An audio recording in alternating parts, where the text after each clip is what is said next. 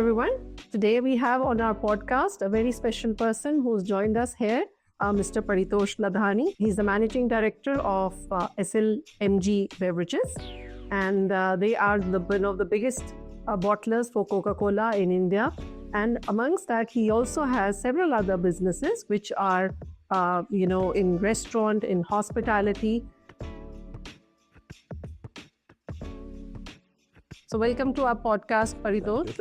It's a pleasure to have you here with us. My pleasure too. And before we start, really getting into brass tacks, I would like to know what how are you growing your SLMG Beverages business, as a bottler of the Coca-Cola beverage. And today when we are seeing that, India is a hot country and then there is a big consumption for soda and beverages in the country. What changes are you seeing particularly in soda consumption in India? Yeah, so SLMG stands for the four founders of SLMG, my father and his elder brothers, three brothers. It's the first name of all four of them. Mm-hmm. And it's a brilliant business to be in. We got into soft drink business with Parle, the erstwhile Parle, owned by Ramesh Chauhanji in 1982-83. And then when Coca-Cola re-entered India in 1993, we were the first bottlers to convert to Coca-Cola. So, and luckily now we are not just the first bottlers, but also the largest independent bottling partners of Coca-Cola. So it's a great business. We have ended 2025 at a very, very high single-digit growth. And before that, we were growing at more than 20%, a CAGR of more than 20% in the last 4 years. That's good. So the business is doing extremely well, just like our country is doing. We just got our results this quarter, more than 7%. It's phenomenal looking at the size of the country. The whole world is looking at us. So I think the business, specifically sparkling, which you're talking about, is again doing very, very well. And so last year, even though we didn't have great summers, we had rainfall every month starting from April, still we managed to grow. And this year we're looking at creating and shattering our old records. So it's a good business to be in. Definitely. And I think there is a whole demand for beverages which is growing in India. Particularly, over the years, how have you seen the business changing? What has been the consumer behavior like?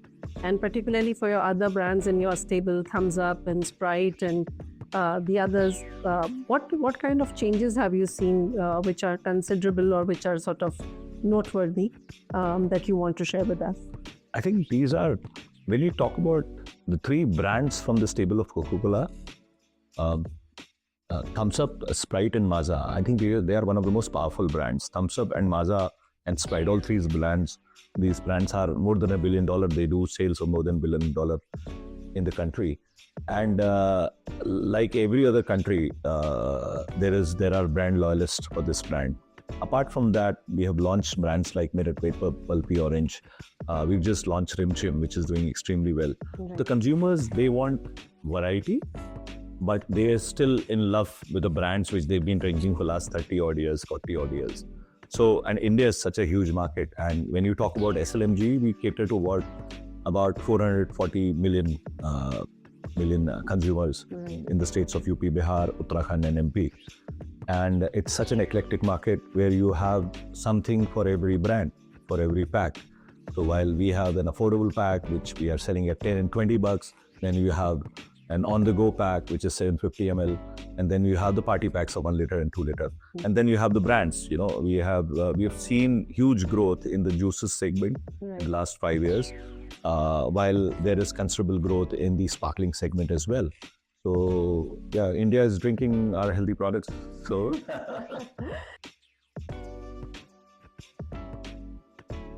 And how have you seen e-commerce given a spurt to your business? Yeah, so the quick commerce, to be very precise, it's contributing less than 1% now. But the best thing about quick commerce is it's a B2C thing. So whatever you launch at your stable, it goes to the consumer the very first day. Right. So, and that's what is happening. If I take my example, I look for so many new different food category products, and I keep on scrolling the Blinkits and Zeptos of the world, and I order them and I taste it. I think it's such a wonderful thing to happen. Thanks to the owners of Zepto and Blinkit, that we are trying the new products, and on that platform, it's easier for us to launch our brands, because when we launched our Jimzira, a lot of consumers tasted it before we went to the market, because launched simultaneously in the market as well as on quick commerce channel. We are launching a few very good products. So I think that gives the confidence to the consumers that this company is, giving us quality products for the last 40 years, still innovating and giving us new products also. So we are not lagging behind. Right. So I think quick commerce has helped us a lot, and it's there to grow. The growths of quick commerce, as you know, are exponential. It's there for a much larger growth. And particularly with regards to HoReca, we've seen a spurt of the new restaurants which are opening in the country. There's so much growth in the food service. In fact, that's also double digit in India now. Yeah. And then we've seen so many cuisines also coming into the country. Barring, maybe 10 years, 12 years back, we only used to hear of burgers and pizzas, but today you have Vietnamese, Korean, Japanese, so many different cuisines. So how are you working with the HoReca industry for the beverage business? I think I'll tell you a very interesting thing about HoReca business. While a consumer may try different products when he is at leisure and he's not eating anything, but when it comes to having food, the sparkling, take the cake. I mean, seldom you'll find a consumer having, or you go to a hotel, they will order all kinds of food, but the drinks would be stable. It could be a fresh lime soda, something very, very sparkling, because it kind of helps you in nutrition. So while you'll have, the teenagers ordering their favorite, the Coca-Cola and the Thumbs Up, and then people like us who would love to have a sparkling, we will go for a Diet Coke. Right. So that segment has grown more than the traditional segment. Interesting. So that's really interesting, and but we keep on adding stable, because we want the consumption to happen when they are not eating anything also. So that's there, and but our best in when it comes to the sparklings, while the consumer is having food, still remain very, very strong. Right. And how big is the HoReca business for you? So it varies, but it's about 5 to 7% for the entire country, but it varies from city to city. Some cities like Gurgaon, they will be crossing more than 10%, probably 15%, because the amount of cafes and hotels and restaurants you find in Gurgaon are much higher. Yeah, much higher. So, I think it must be for every other business which is working there. The contribution to HoReca must be the highest. So ours is about 5 to 7%. Right. So while we're talking of the HoReca business, you also very big in the hospitality side of the business in this country. And overall, we've seen the number of hotels in this country and the number of locations and destinations where these hotels are opening has been growing exponentially. Yeah. So particularly, what do you see are the new trends in the hospitality business? And you yourself run the Taj Agra property along with the Hilton Hotel, as well as which was the other one? We have just signed up an Oberoi in Rishikesh. Yeah, an Oberoi in Rishikesh, which is coming up. So, what trends are you seeing in the hospitality business currently that you think is going to be a game changer for this country from an overall hospitality perspective? We've also seen so much mid-market hotel chains coming up in the country. So, what is the future according to you? So, it's amazing the way the entire landscape of hospitality has changed in the country post-COVID. People have become travelers. The domestic tourism has, gone up by more than 50-60%. That growth rates have been extremely powerful. We've not had great inbound tourists coming. Sometimes it's the post-COVID effect, and last year you had so many geopolitical issues. You had Operation Sindoor and wars everywhere. So we witnessed the decline in tourists. So we've still not got the levels of tourism in India, the inbound tourism, which were there in 2019, and it's already been 6 years. But the industry has survived because of the changing landscape, the mindset of Indian consumers. Right. So we have, and it's so exciting to see that every vertical of the hotel industry is performing phenomenally well. Right. So while you have the MICE segment exploding now, earlier what we used to have, people used to do their anniversaries at home. Forget the weddings, right? So now 25th anniversaries, 15th anniversaries, 50th birthday, 40th birthday, they have become a charm. So when you talk about companies, they want to launch something, they don't launch it in their city. They go outside their city, or even if they're launching something in the city, they'll go to a hotel, check in, do some motivation. So the MICE business has actually increased. Then there is a segment which is a leisure segment for the weekends. That's where Agra, Jaipur, people just love to go out, and probably the hotel right next to you, Taj Surajkund, it's a weekend destination. That's right. Just a week we can get away for Delhi.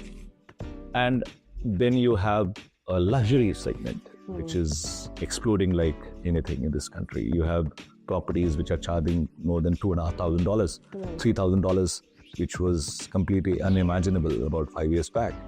But there and more such properties are coming up. It's just not just the Oberois. You've got the postcards, you've got Six Senses, you've got Four Seasons coming up.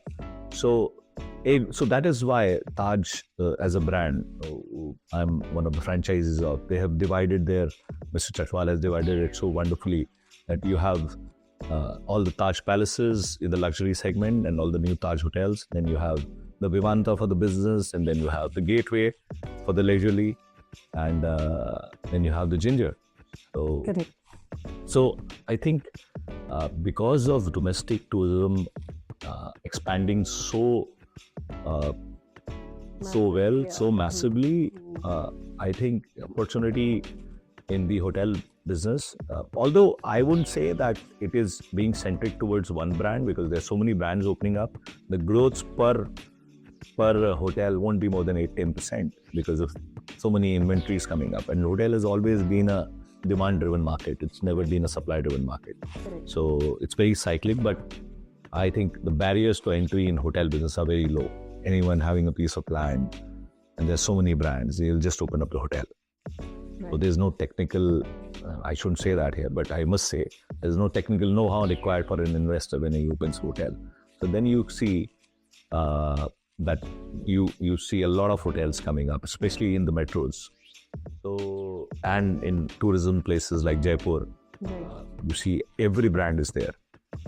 And they're not banking on the foreigners, the inbound traffic. They're banking on domestic travelers, which have got the money. And even the upper middle class, they want to do their weddings in a very grand way, which is such a good news for the country. Yeah, so I think both weddings and MICE is actually exploding over there. And that brings a very different direction to the whole business. True.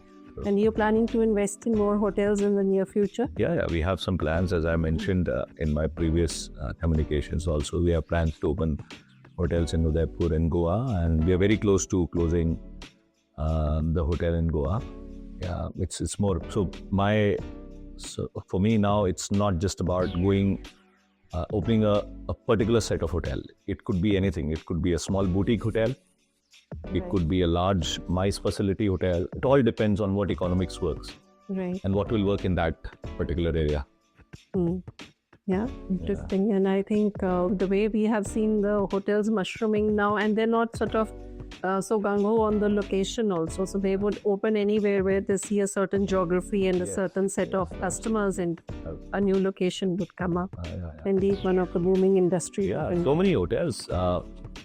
Wasted in Pushkar, they just opened and they started doing well. Yeah. And Six Senses in Udaipur, it's so far off from mainland. Right. And all the Oberoi Villases, when they started, they were like out of city, and people just go in So all I think the part of the charm is that there are diversity. So it was started by Four Seasons that they create. If there is nothing in a location, they will create their hotel as the location to be. Right. So that is the sightseeing. So away from the hustle bustle of the city, and you go there, you relax, and they're charging a premium out of it. Correct.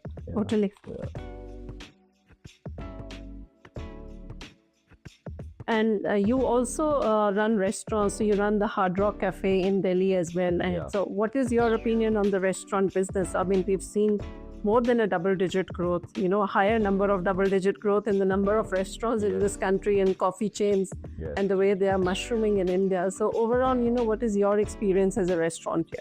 Yeah, see, I'm a hardcore manufacturing guy, so and also into hospitality. And hospitality, I must say that running a hotel is quite different from running a restaurant. That's right. Restaurant business is extremely time-consuming, difficult, and you have to get your operating costs right, rentals right, and it's an everyday thing.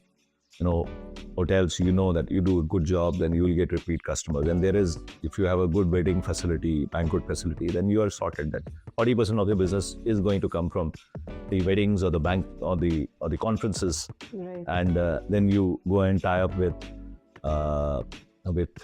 few foreign tour operators, and 20% of that business. Restaurant, you don't even know what is going to happen. You do some crazy amount of sale this Saturday, and you have to start fighting for tomorrow. The next Sunday, you don't even know whether this will happen or not. Right. So it's all, and you can do all kinds of analysis in this business, but it all depends on what kind of footfall you're going to get the next day, what kind of word of mouth your quality has got you, whether it is positive or negative. So, and there is so many options. So even if the basic difference between a great 5-star hotel and a great restaurant is that a person who has used that 5-star hotel, he will not be attracted towards a new hotel, but he will always be attracted to a new restaurant. Yeah. Because of the want to eat something new, to experience something nice for a couple of hours. He will not take that risk in a new hotel because he is there for 24 hours. Correct. Yeah. So that is what is most challenging about service. About a restaurant, because every day you have to dig the well and take the water out of it. You are never relaxed. That's what my experience has been. And yes, when you scale it, and there are restaurants where your IRR is in just 2-3 years. Yes, there are certain models, but again, it's more on. It's not for me, I would say. I'm more happy being a manufacturer and a hotelier. And you've now recently also ventured into energy. I see LNK Energy is one of the new sort of babies in the entire portfolio of your businesses, which is a solar energy plant that you've invested. So where did you get that motivation to start a solar energy business? What was the maths behind it? I think so energy is, it's not a group business, it's my business only. So it's very interesting you asked that question, and we just launched this company, LNK Energy, in Davos. Me and my founder here in Davos last month. And we actually went to, I knew these guys who are my partners. My partners are Kushagra and Varun, because they were already into solar business. They were developers of solar farms. And they had sold the company, and then they had formed another company which is into waste to energy, compressed biogas, which was very interesting. So we actually went there and just to discuss how we can get into your existing business, which is compressed biogas. And then we started talking about his solar business, his erstwhile solar business.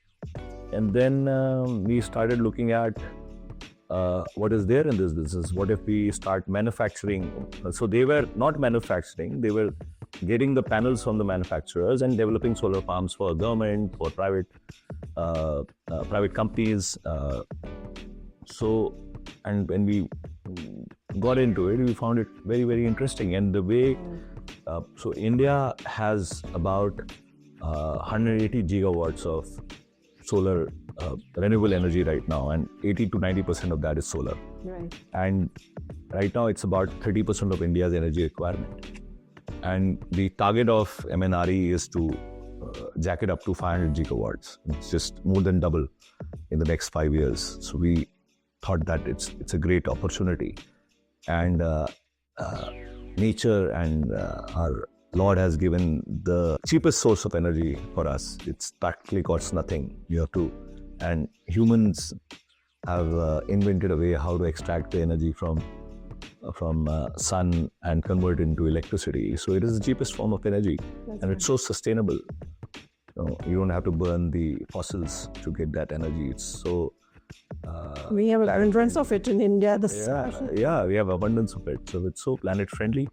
So we thought that let's give it a go. And when I started researching into it, and I found it so fascinating. Yeah, there's so much you can do. It's just the tip of the iceberg right now. Right. Eventually, there was a study which says by 2070, 99% of the world's energy requirement will be through renewables. It has to be. Yeah, and 90% would be through solar, and 10% would be through hydel and wind. Because if you look at the journey of solar in the last 20 years, the costs have gone down by more than 90%. And in the next 20 years, it will again go down by probably 50, 60, 70%, practically nothing. So right now, if you're getting it at 3 rupees or 3.5 rupees per unit, imagine if you start getting it 1.5 rupees per unit, which is practically nothing.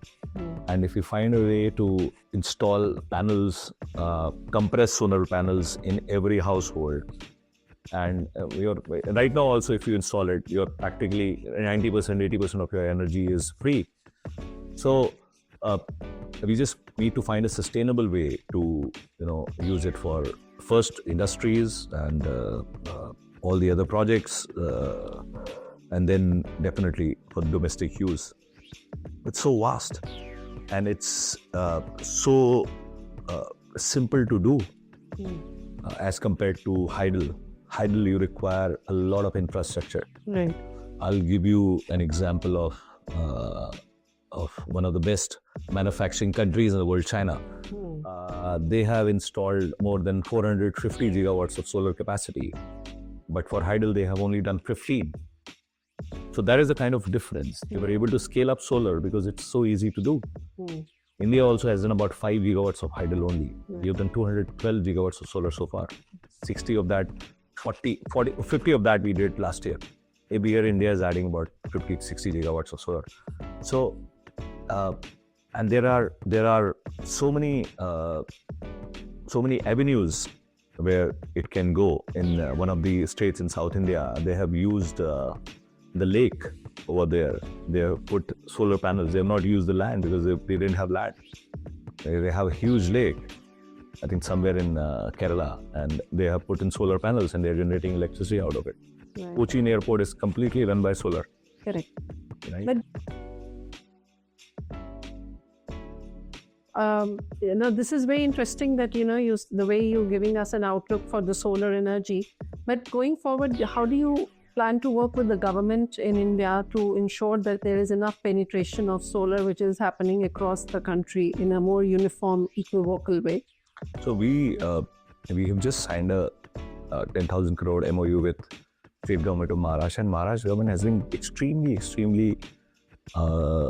positive on ensuring that we harness the cheapest source of energy, which is solar. Right. So they've just announced that they would be investing 100 gigawatts of solar pumps for the farmers. Wow.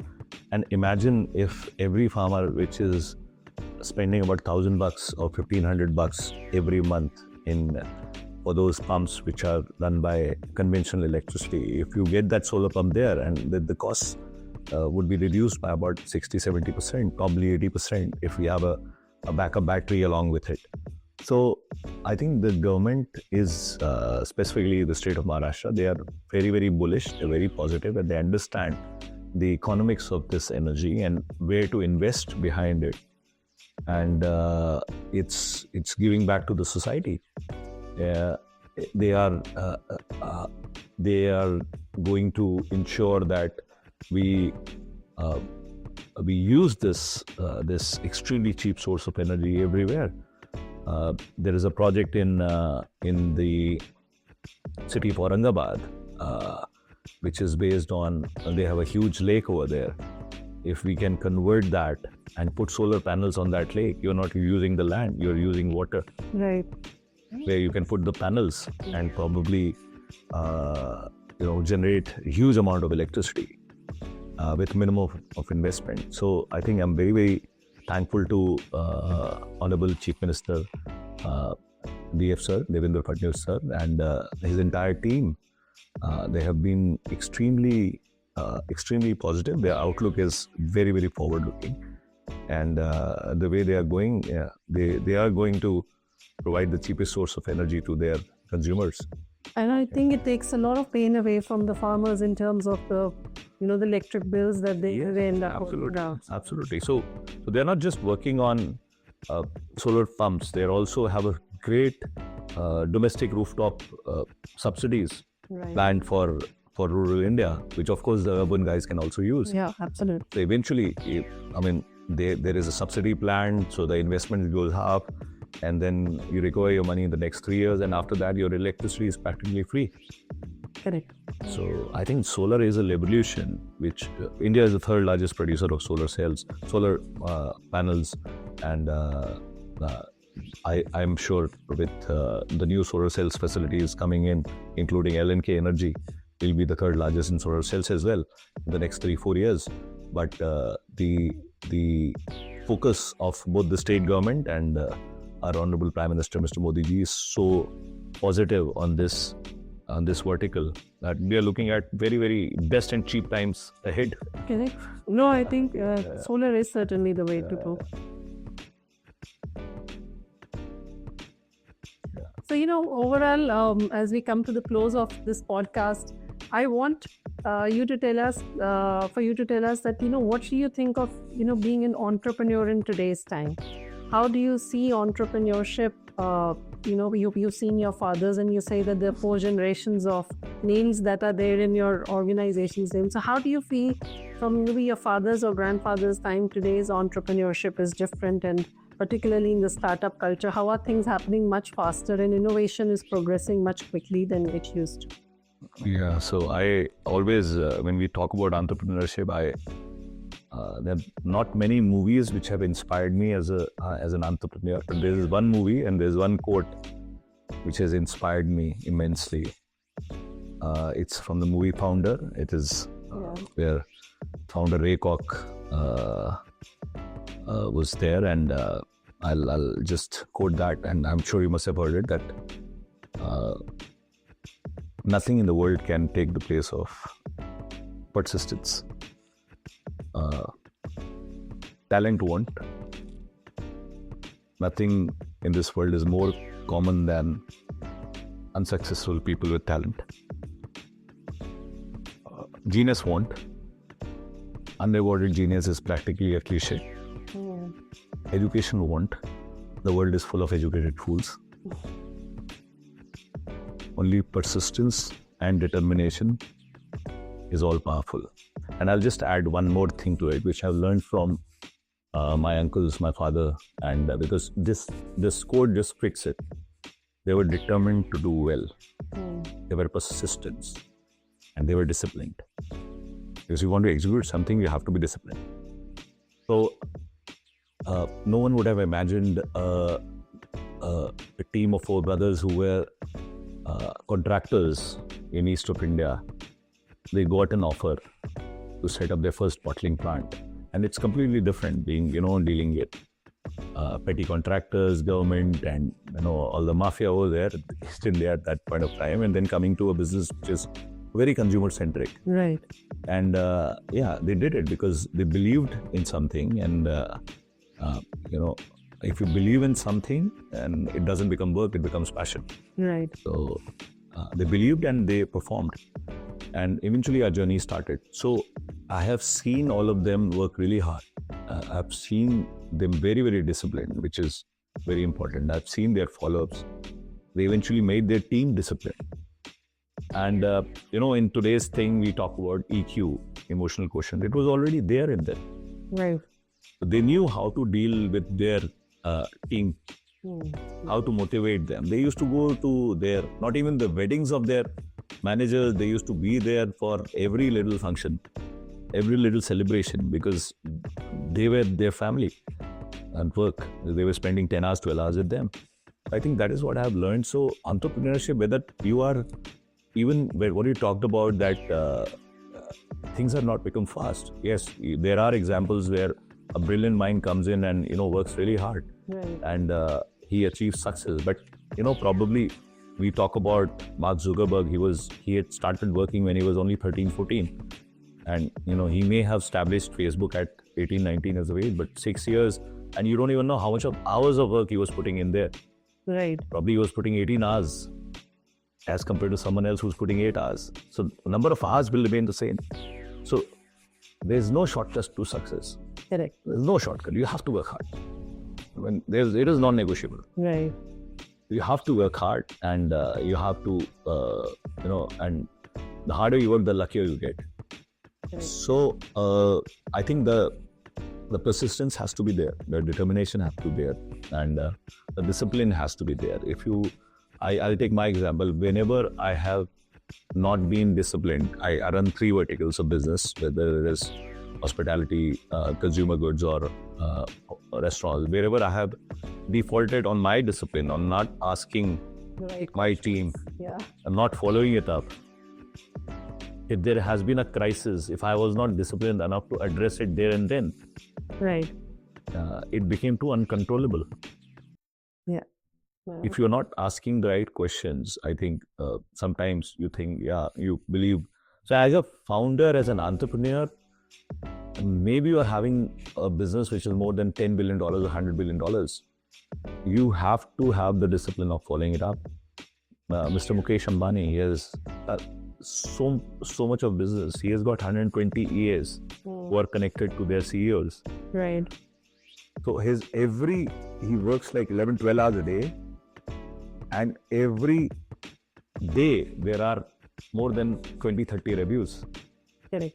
Yeah. And he is on top of everything. He's managing 120 businesses and he knows everything about all business. Yeah. That's what inspires me. And that's what my father and my uncles have done. I mean, they knew that if they're going to the plant, they knew where we are losing efficiencies. If they used to go to that's what I've learned, in every outlet to sell, to see whether the teams are working or not. They knew the pulse of the market. And the pulse of the market you can only know by going there every day. Yeah. The discipline of going, understanding. Correct. So totally right. I think nothing beats success like persistence. Yes. And doggedly you have to do it. So yeah, true. Thank you very much, Paritosh, for joining us for this wonderful conversation. And it's been a revelation. And I always feel that it's only entrepreneurs such as yourself who have that sturdiness and that that foundation of working and creating a business in India, which always builds large successful organizations. So we wish you all the very best, and certainly much more success in times to come. Thank you. It has been a pleasure being here. Thank you.